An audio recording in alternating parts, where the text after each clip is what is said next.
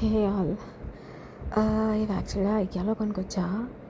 Plan స్టాండ్స్గా వాడా, pen స్టాండ్స్గా వాడా, ఎన్ని రకాలుగా యూజ్ చేయాలో యూజ్ చేసా. అలా ఖరాబ్ అయినట్టు ఉన్నాయి కానీ కాలేదు. సో వీటిని రీక్రియేట్ చేద్దామని చెప్పి just started working out. Will see final output ఎలా వస్తుందో. Please see and comment.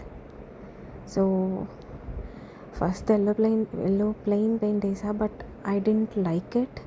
కొంచెం టెక్స్చర్స్ ఉంటే బాగుంటుంది అనిపించి కొంచెం శాండ్ టెక్స్చర్ క్రియేట్ చేసి దాన్ని అప్లై చేశాను. శాండ్ టెక్స్చర్ వేసాక చాలా బాగా అనిపించింది.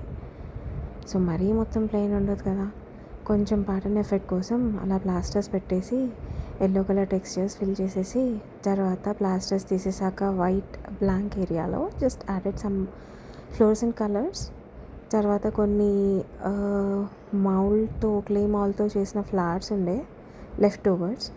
సో వేరే ఏదో క్రాఫ్ట్ చేసినప్పుడు మిగిలిపోయినాయి అనమాట. వాటిని ఇక్కడ రీయూజ్ చేసేసా. జస్ట్ పింక్ కలర్ యాడ్ చేసా. ఫ్లవర్స్ అంటే పింక్లో బాగుంటాయి కదా, అండ్ ఎల్లో పైన pink was really looking great. So అలా యాడ్ చేసేసా. అండ్ మూడు అలా పెట్టా. మరీ ఎక్కువ పెడితే బాగోవు, ఉట్టి పువ్వులు కూడా బాగోవని లీవ్స్ యాడ్ చేసేసా.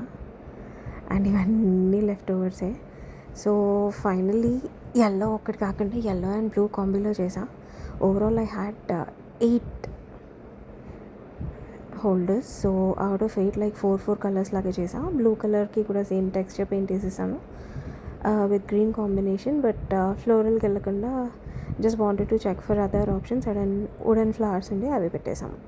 అండ్ ఫైనలీ లెఫ్ట్ ఓవర్ పెయింట్స్తో just added some structures like floral ఏదో ఎల్లో కలర్ ప్యాలెట్ పైన అలా ఫ్లవర్స్ యాడ్ చేసాం. Let me know how it is.